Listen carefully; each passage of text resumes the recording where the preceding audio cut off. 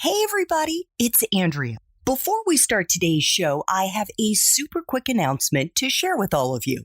Beginning in April, I'm going to be launching a series of college to career live weekend boot camps to help graduating seniors as well as juniors who are confused about what jobs or careers they might want to pursue when they graduate. So imagine going from confused to confident with at least 3 different career options you'd be psyched to explore by the end of day 1 of the boot camp. And then learning the tools, tactics, and the strategies to find those jobs by the end of day 2. The boot camp is live and it's led by me over Zoom. And you can learn more about it at College to Career Academy. That's college, the number 2, career.academy. Or you can just look me up on LinkedIn and check out the featured section of my LinkedIn page. I can't imagine a better graduation gift for the college students in your life. Thanks so much for listening, and I know you're going to enjoy my next incredible guest.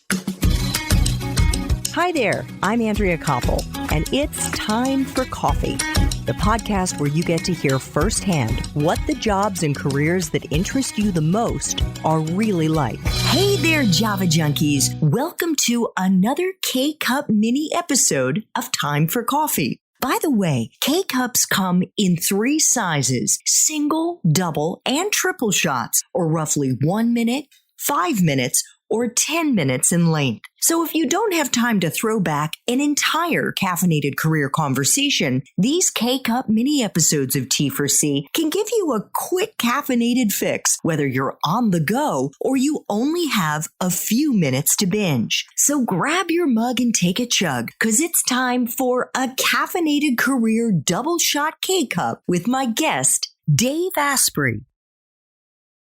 Dave, you've mentioned it a couple of times now. You've talked about how fasting helps eliminate brain fog. How does somebody know if they have brain fog, and how do they know if their body is inflamed, especially when you're in your early 20s, late teens? Well, the number one sign of inflammation is muffin top. So that is not fat. It changes. Some days you have it, some days you don't. So on a day when you have muffin top that you can see, you also have muffin top in your brain, because the inflammatory molecules called cytokines that are causing you to basically be swollen, be inflamed, are also affecting your brain. And you know you have brain fog when you try to pay attention and it doesn't work. Because a healthy brain, when you focus on something, magically you focus on it. And when you want to remember something, magically it's there. And if instead you're sitting there going, I can't remember the word for that. What was that? I don't remember. Why did I open the refrigerator? I know I've got my car keys. I'm at the store, but what was I going to buy? This was how my brain worked. I didn't even know it could work a different way because I was so inflamed. And when you get your brain working, you recall things like you wouldn't believe. But more importantly, it's not work. You just do what you want to do because you have that energy and you have the focus. And sometimes, in fact, the majority of the time, something that you're eating is stealing your focus. And a lot of these health trends like that, garbage protein in coffee is a common trigger. The milk protein isolate that's now being sold in some of the pseudo-healthy coffees. You'll also find things like, I'm going to go eat kale. Kale is not brain food. Kale actually makes you hungry. And for a lot of people, it actually gives them really severe cravings and brain fog. And fried stuff, telling you, yeah, French fries are delicious, no doubt about it. The science shows you get 48 hours of inflammation from those fries, and smoking a cigarette gives you only 24 hours of inflammation. I don't think either one's a good idea, but I would rather smoke a cigarette than eat a plate of French fries cooked in canola oil, soybean oil, all the crap at restaurants. So order the stuff that's not fried. That alone could change your brain fog. Oh, God. I can't believe it. I have been eating kale salad so much recently because I did one of those Kibo nutritional, like inflammation marker tests, what foods I'm sensitive to. And believe it or not, lettuce was one of the foods that I'm sensitive to.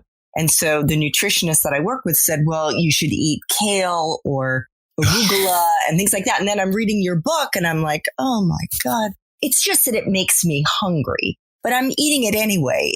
after I'm breaking my fast. Here's the thing. If you eat stuff that makes you hungry, fasting is going to suck. And if you eat stuff that makes you hungry, it means it doesn't work for you. When you eat right, you shouldn't think about food for 4 hours. And when your next meal comes, I guess I could eat. But it's not, if I don't eat, I'm going to have to kill someone and eat them. Right?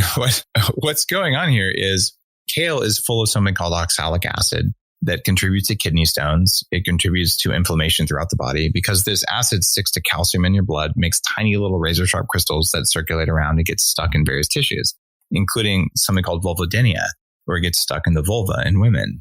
And it's a really painful condition. So we're seeing a rash of people with kidney stones caused by kale or from raw spinach, which is the other major source. Some people handle it better than others, but it's not particularly healthy. This is why your grandparents ate creamed spinach, where they would cook the spinach to get rid of some of this, and then they'd put milk in it so the calcium crystals would form with the cheese, and then they wouldn't stick into your tissues. But now, because of the 70s granola people, like, oh, we have to eat all these raw things. No, it's okay to cook your greens. And if you cook your kale and dump the water out, maybe add some baking soda, it's not that toxic. But to consider raw kale a health food, no, it's not a health food. It's never been a health food.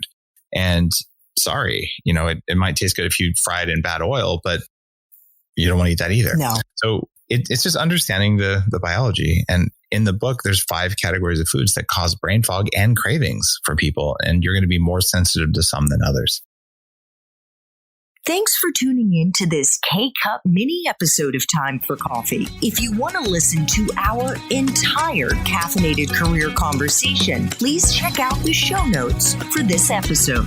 Thanks so much for listening to Time for Coffee, where the professionals in the jobs that most interest you always have time to grab coffee 24/7, no matter where you live. I have one quick favor to ask you. Remember to rate, review, and subscribe to Time for Coffee.